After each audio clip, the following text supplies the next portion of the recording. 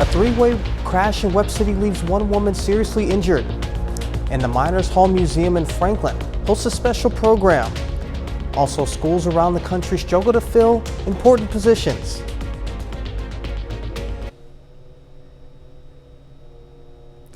A three-way crash outside of Webb City leaves one woman seriously injured. This is your KOAM News at 9. I'm Jalen Banks. A 1995 Peterbilt driven by Jeremy Postapol struck the rear end of a Paola Aguilar Nunez's 2008 Toyota Matrix. This caused Paola's car to rear end a 2011 Ford Escape driven by Anthony Johnson of Pittsburgh. Johnson was taken to Via Christi by ambulance with moderate injuries, while Paola was transported to Mercy Joplin with serious injuries. She was taken there by ambulance as well. The Miners Hall Museum in Franklin, Kansas presents a special program. Presented by Tony Fernelli and Gene Weinberg, the two shared stories and information about the early years of sports. They reminisced about the Turkey Day football games held between 1923 to 1958. The Turkey Day football games were played by citizens of Arma and Franklin. It's just kind of a culmination of our exhibit and to show what relationships we had with Arma in the town itself. And this is testimony to it. These players coming from all over to be a part of this today. They encourage alumni and families of Arma to come out and listen to these stories.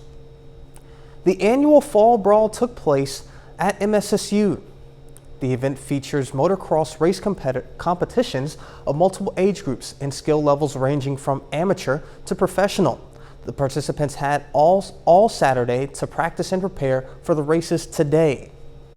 Man, just meeting everyone, that's the favorite thing. Like, I don't meet a stranger, love people, and I have met people in this industry that I've been friends with for a lifetime. And the motocross family, they're a family. Man, it's just a different sport. They're so neat and clean and just polite. And I've got friends in this industry. We've been friends since we started. So I think that's probably been my most favorite deal about it.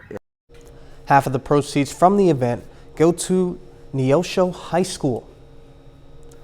Well, it's been a warm one, and let's see if that continues. Sam, what do we have in weather? Yeah, we set a record today here in Joplin with the high temperatures, and not just here, but also Chanute, Kansas. Several places got record highs this afternoon. Right now, radar is clear. We have to go up to northern Missouri right now to show you any activity. There's some storms near St. Joseph. Also, a tornado warning just north and east of Kirksville, Missouri. A tornado watch is in effect for southern Iowa and the very far northern parts of Missouri, but that's not going to get anywhere close to us. We're also watching Hurricane Fiona, and Fiona is making its way off into the eastern parts of the Caribbean and also into the western Atlantic.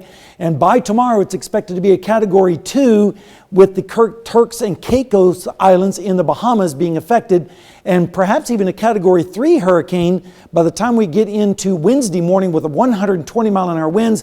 The good news is it looks like it's going to stay well east of the United States. I'll be back in a minute with our forecast, so you want to stay tuned. Joplin's newest mural, which celebrates Joplin's Black history and artistic influence, received its official unveiling today. The mural depicts McPherson and 10 additional Black artists who left their mark on Joplin during the time of segregation in America. It stretches 65 feet across the north side of Bruce's Point of View Optical Building at the intersection of 1st and Main Street. An organizer says the mural will be used to bring awareness. It's to bring awareness of the citizens who are here, and to let the people know that, you know, we can come together as a community and get along. The event featured music, refreshments, and information about the mural. Today, a local church in Carthage hosted an annual family event. The rally in the park included an annual Rally 66 benefit 5K, a service in the park, Rally 66 benefit car show, free inflatables for kids, free lunch, giveaways, as well as vendors, live music, food trucks. And one minister says this event brings the community together. Just because it gives us a place to come and to bring families, and everything you see, everything you hear played over the speakers, everything that you can be a part of is a family-friendly event. So it helps our community be comfortable to come into a place just to enjoy the day with each other. Jude Champagne says the church has held this event for 15 years. Many jobs are struggling to hire people right now, and school resource officers are no different. Schools around the nation are struggling to find people to protect students. Austin Westfall in Irmo, South Carolina, where several schools do not have SROs on campus. There weren't enough deputies to cover 4 schools in this area, so they instead had to hire private security to make up for it. We recognize they do not have the full training of an SRO, but I'd rather have armed security there than no one there.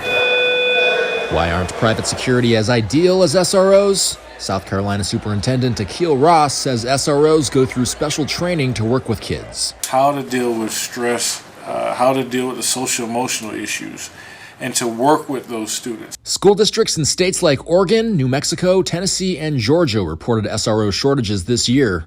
Local law enforcement agencies in general are struggling to hire new officers. The National Association of School Resource Officers says local agencies are where most SROs come from. So these are veteran officers who volunteer for these assignments. Again, just like an officer would volunteer for a detective assignment. Mo Kennedy is the head of the association and spent 12 years overseeing an SRO program in Alabama. He calls this hiring crisis unprecedented. He also encourages any current SRO to consider talking to their colleagues. The SROs can be some of the best recruiters of their fellow officers. Kennedy says police aren't seen in a positive light, which could lead to fewer people wanting the job.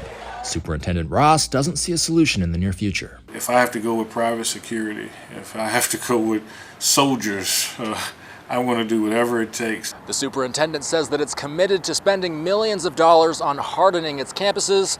That can mean anything from shoring up entrances and exits to installing metal detectors. In Irmo, South Carolina, Austin Westfall, Fox News. We take this time to honor one of our four-state heroes, Paul Good Eagle. Tech 3 Good Eagle served in the Army from 1942 to 1945. He served in France. He's also a native of Miami, Oklahoma. And to that we thank you, our four-state hero, Paul Good Eagle. Do you suffer from mental illness such as anxiety? A new study suggests that you're more at risk for long COVID. We'll be right back.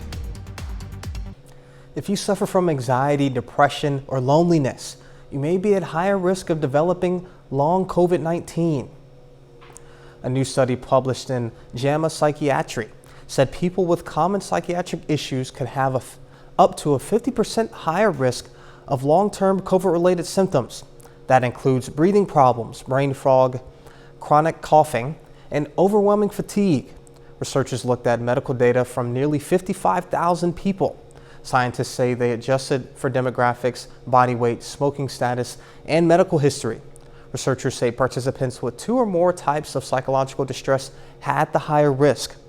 One of the authors of the study said, when you're depressed or anxious, your immune system doesn't work as well against targets like viruses and bacteria. Tea lovers will celebrate. As new research shows, it can potentially help fight off diabetes.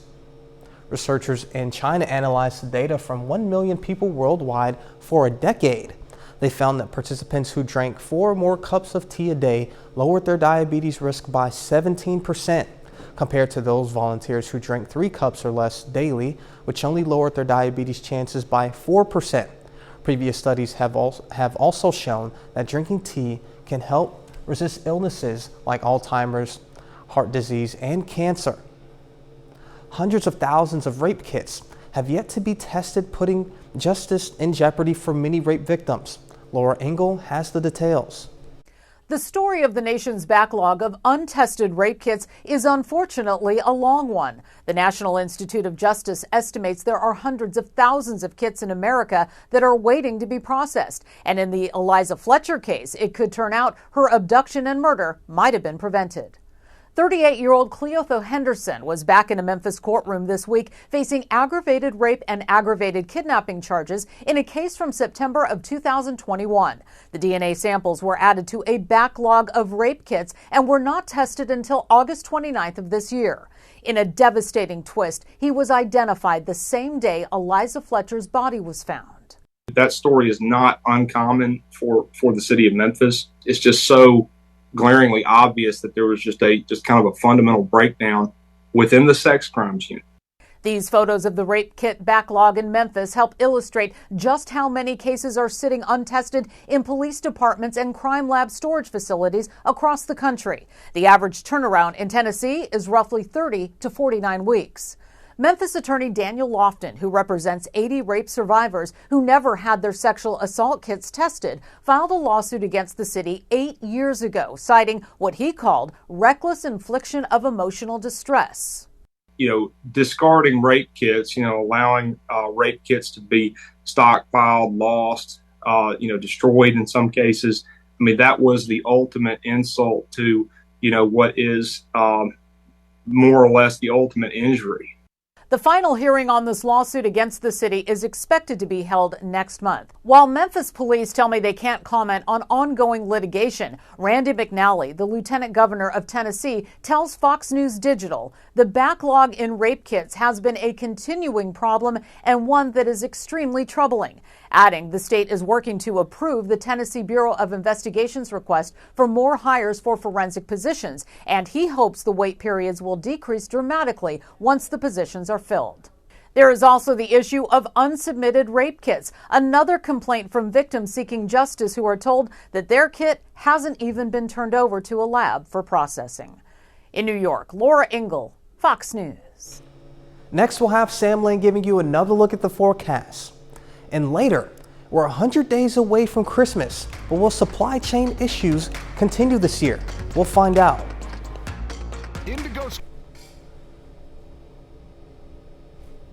Well, a bunch of records fell today as far as high temperatures across the area, both here in Joplin as well as Chanute, Wichita. Many places across the region had high temperatures that broke records, and those are not the type of records we like to set. Right now, it's pretty pleasant out there with Indigo Sky Casino and Resort. Down in Seneca, Missouri, pretty pleasant evening, also here in Joplin. This afternoon, we made it up to 97, which broke the record of 96 back in 1952. We started out at 75, but we can get down into the 30s this time of year as well, like we did back in 1981. No precipitation, of course, today. All right, over the last few weeks, we've seen this map many times above normal temperatures, and here's the record today. That now makes about 7 days in a row of above normal temperatures, and so for the month we've had 14 and only 3 below normal. On the rainfall, again, we had no rainfall today, only about a little over a third for the month.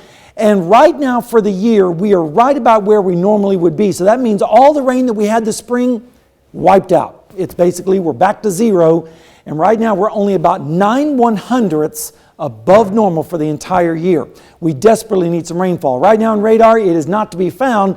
We have to go all the way up to northern Missouri to see some storms, even some tornado warnings going on up in the Kirksville area, tornado watch for southern Iowa and northern Missouri. But all of that is going to stay away from us. And in fact, we're going to be dealing with some allergies again. 8.8 today out of 12. Tomorrow will be about the same, and most of that is chenopod and ragweed. All right, temperatures this afternoon, as I mentioned, were very toasty across the area. We saw readings generally in the upper 90s to the west, even 100 degrees in Chanute, Fredonia, Howard, 99 in Yates Center, 99 in the Ville, 99 in Bartlesville. You kind of get the picture. And lower 90s off towards our east. So it was still pretty warm for those folks as well. Temperatures right now are still in the mid 80s across the area, even some upper 80s like in Howard right now with 87. Some 70 showing up on our map as well down to the south. And as we go through the forecast, we're going to see temperatures change a little bit, and that's good news. But dew points are still in the mid 60s across our area, and that means it's kind of sticky out there as well, making it feel uncomfortable. Lows tonight going to be in the 70s across the area, wall to wall, with no precipitation. Then tomorrow, temperatures once again close to 100 degrees in many locations, especially in southeastern Kansas and northeast Oklahoma, a little bit cooler off to the east. Then as we go through Tuesday morning, we're going to see lows once again in the 70s on south winds, and then Tuesday afternoon, you guessed it, temperatures in the upper 90s, right around 100 degrees again in many locations in our area. Then as we go through Tuesday night into Wednesday morning, lows again in the mid to upper 70s with south winds. All right, over the next 7 days, we're going to see records tomorrow, Tuesday, Wednesday. Finally, the first day of fall, it may actually start to feel like fall with a high of 82 with a 20% chance of storms. I wish there was more of a chance of rain. And we're going to have to wait till next weekend before the chances of rain increase, but at least maybe we can get rid of these record temperatures in the long term. Ideally, but for those that are in the tornado warning, our fingers crossed, hopefully it doesn't turn into... Yes, nothing confirmed at this point, but we're going to keep an eye on it. All right, sounds good. Thank you, Sam. And coming up, Nintendo gives us a sneak peek at what their plans are for the future. I know our weather doesn't really feel like it, but Friday marked 100 days till Christmas. Retailers and shoppers, however, aren't feeling joyful after a year of supply chain backlogs and higher costs. Madison Allworth has more. We are officially 100 days out from Christmas. And while the supply chain and freight is looking stronger than last year, demand could actually be the problem. FedEx missing on earnings, and now the shipping giant is closing some stores, grounding planes, and freezing hiring as shipping dries up. This is normally a very busy time for shipping when it comes to the holiday season, but ports like the one behind me, they actually saw shipping earlier in the summer to avoid the empty shelves and problems that we saw last year.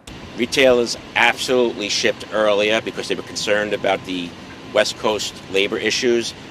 They wanted to make sure that they had their goods in stock. They couldn't afford not to have goods, so a lot of it was preloaded. But because of that weakening demand, in some cases, retailers now have too many goods. This summer, as inflation concerns hit, families purchase less, leaving more on the shelves. This means inventory gluts that companies are still trying to move. That's helpful for shoppers because inflation is top of mind heading into this holiday season. Excess inventory means sales, and 41% of shoppers are seeking discounts for this holiday season. Some 27% are already shopping to grab those deals. Even with the deals, Americans are expecting to take on debt in order to put gifts under the tree this year. Even though holiday shipping started earlier, there are still some delays. There's about 20 ships waiting to get in at this port, and the industry is also watching for strikes around the world, as well as the potential of future COVID lockdowns in China because of their zero COVID policy. But in the meantime, the supply chain and shipping is looking good. The question really is demand and how much Americans are going to be able to buy this holiday season. In Bayonne, New Jersey, I'm Madison Allworth, Fox Business. Gaming giant Nintendo may be known as the House of Mario, but it's looking beyond its major franchises for its 2023 releases, with one notable exception that's set to take the gaming world by storm. Eamon Digman has more on this edition of our Fox on Games series.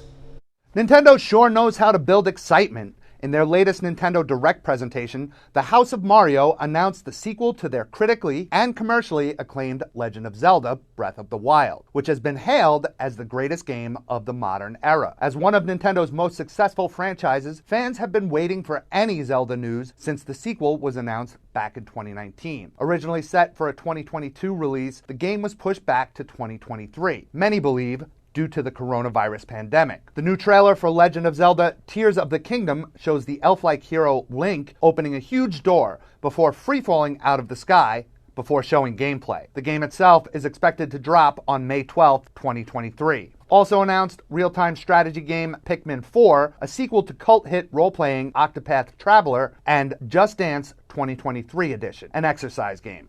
Nintendo also announcing they've set an impressive new record, selling almost 3.5 million copies of the new game Splatoon 3 in just 3 days. In New York, Eamon Dignam, Fox News.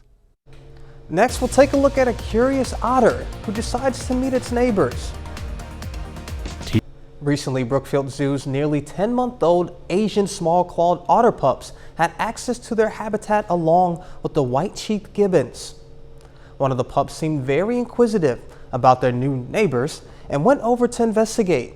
Nuebo, an 8-year-old male white-cheeked gibbon, didn't seem to mind the curious otter, and in the past, animal care staff has observed similar interactions with introductions between the two species. For this particular instance, staff is not sure if these encounters will continue or if the novelty will just simply wear off. And coming up, heavy rain is moving into drought-stricken Northern California. All that and more next.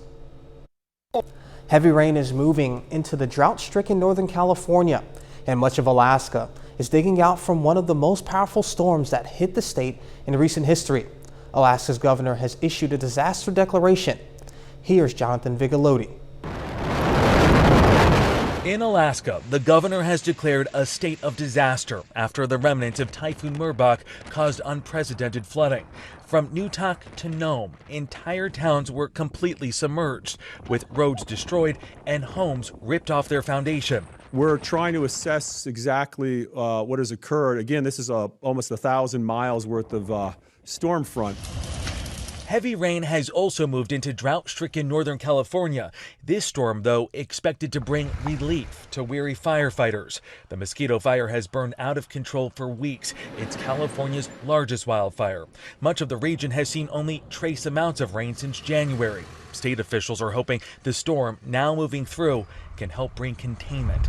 In Southern California, a reminder of just how dry and vulnerable these hillsides are to fire. Flames shot up near the Hollywood Bowl in Los Angeles last night, just after a concert. It caused anxiety, but little damage. And in Florida, Rain on me!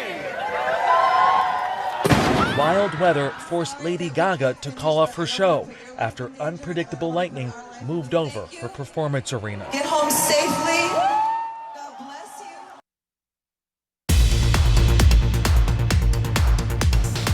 Well, I haven't seen much of that going on in the 4 states. Hopefully we don't get any. Sam? Yeah, no, we have not seen any lightning nearby for quite some time. Of course, we have the major storm in Alaska on one side, and then we have the hurricane in Puerto Rico on the other side, with us baking in the middle. So that's kind of the way it's been. Radar right now is all clear. We have to go all the way up to northern Missouri before we start to see storms. And some of these storms are severe, even tornadic, producing some tornado warnings near Kirksville or just east and northeast of Kirksville.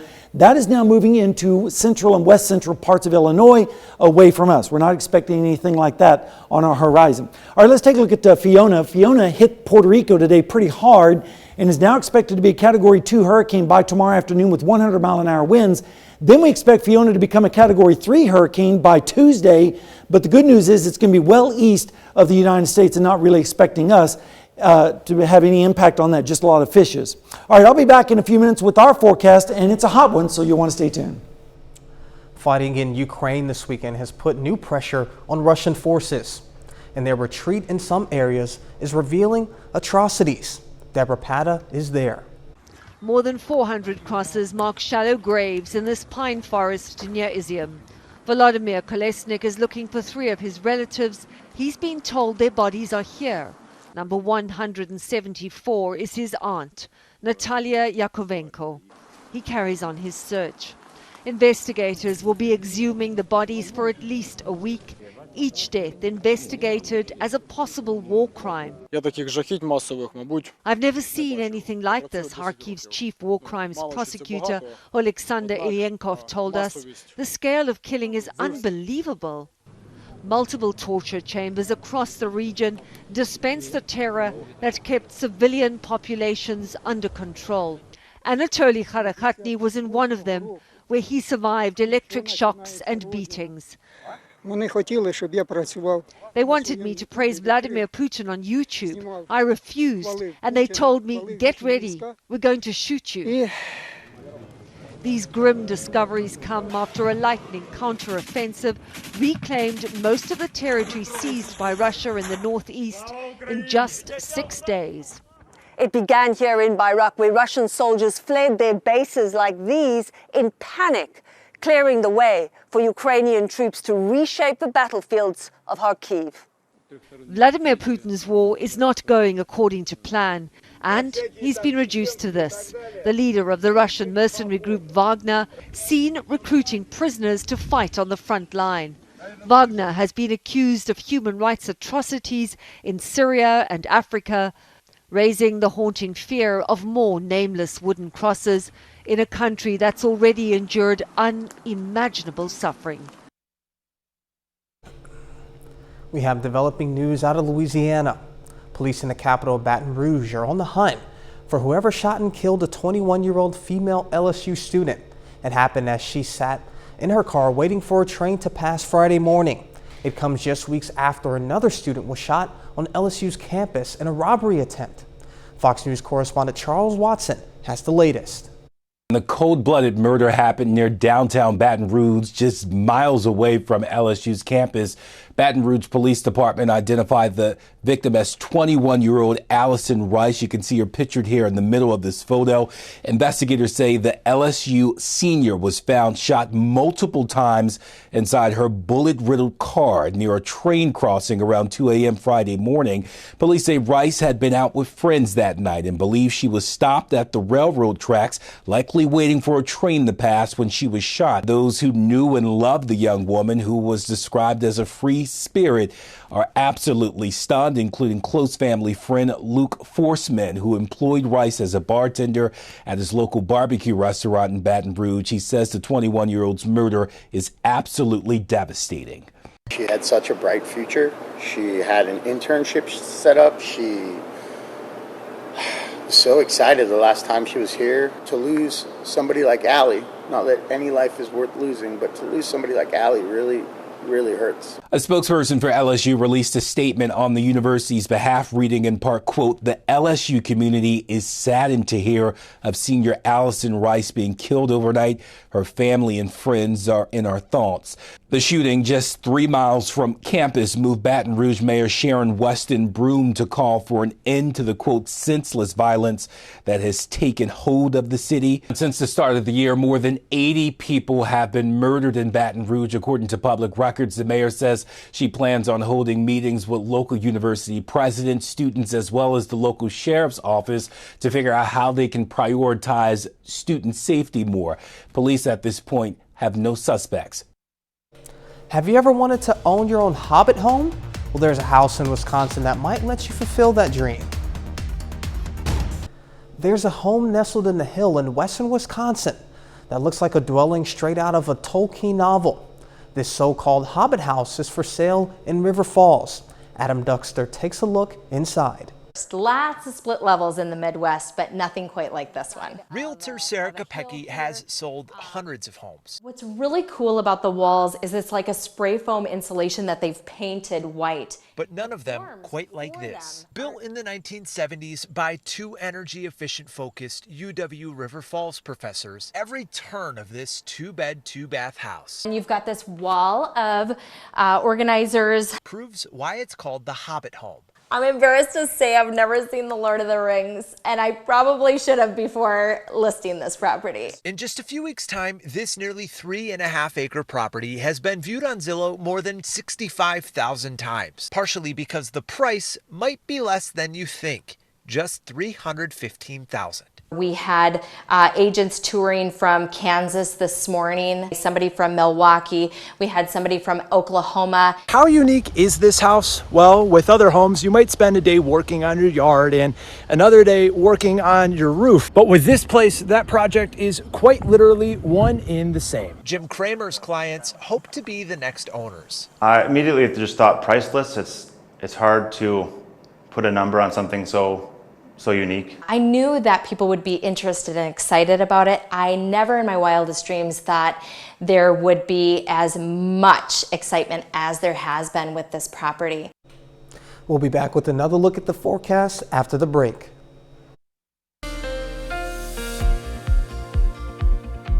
Well, good evening, folks. High temperature records fell by the waysides today across a large part of our area, including Joplin, but at least it's a little bit cooler right now. Let's take a look outside and show you what's going on our Skycam down in Seneca, Missouri.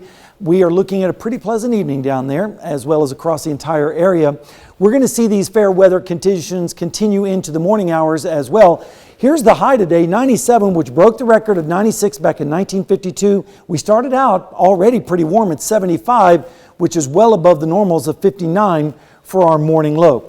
Over this last month, we've seen 14 days above normal in our temperatures. In fact, the last 7 days have all been above normal, including the record today. Hopefully, we're going to start to see some changes in our forecast, and we'll get to that in a second. Radar is pretty much clear right now. No precipitation in our area. We have all the storms up in northern Missouri this evening.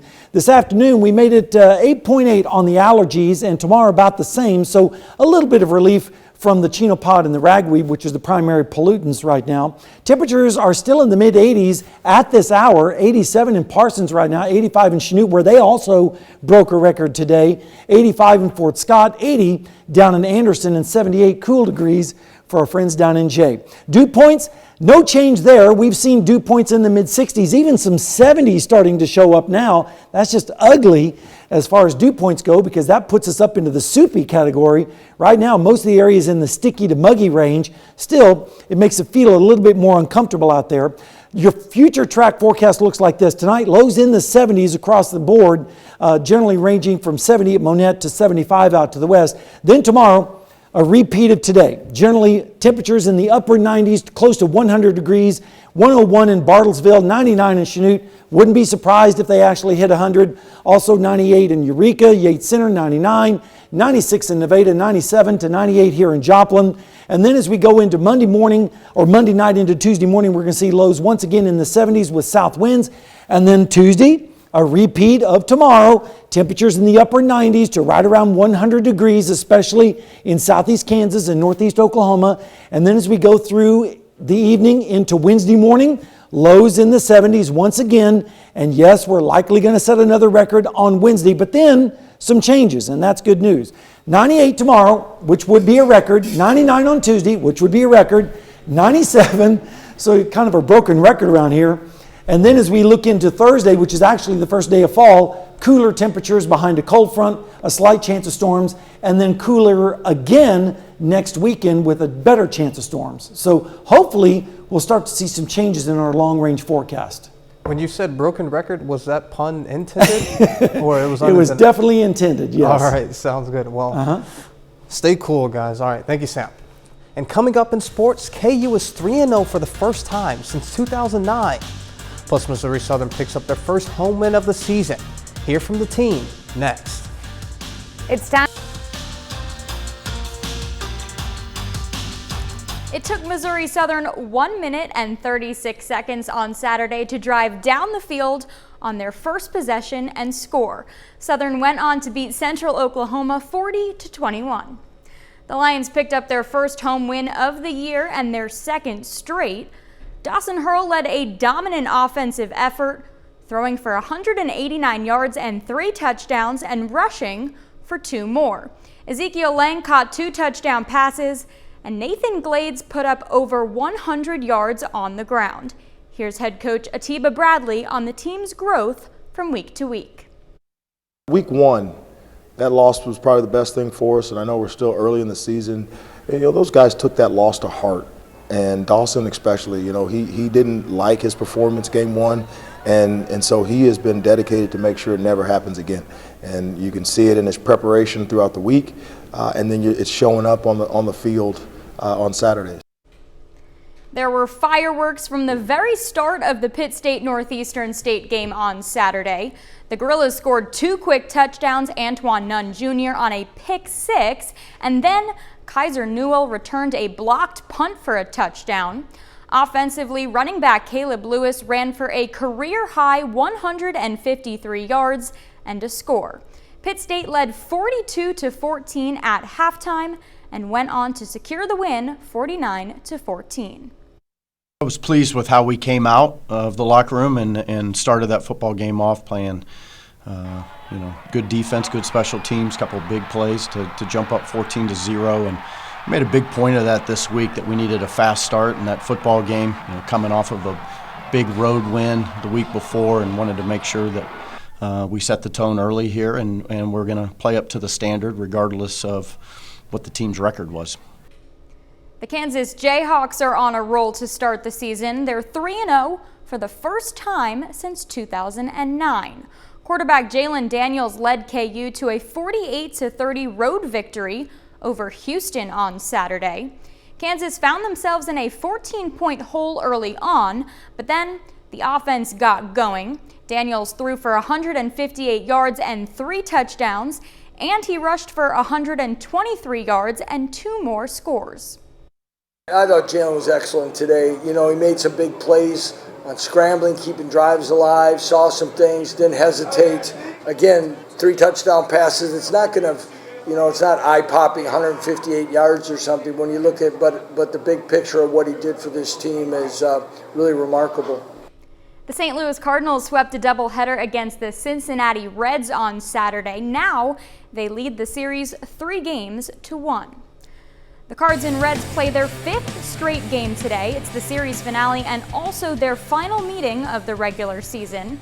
Cincinnati posts a shutout this afternoon, 3-0. St. Louis heads west this week for a series with San Diego and Los Angeles. The Royals tied up their series with the Red Sox last night, earning a 9-0 shutout win.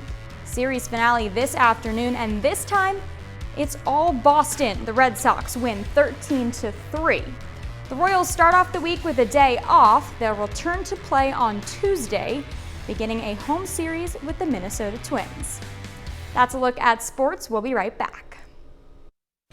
The U.S. celebrates one of its favorite foods. It's National Cheeseburger Day. According to the National Day calendar, this cheesy, greasy goodness dates back to the 1920s.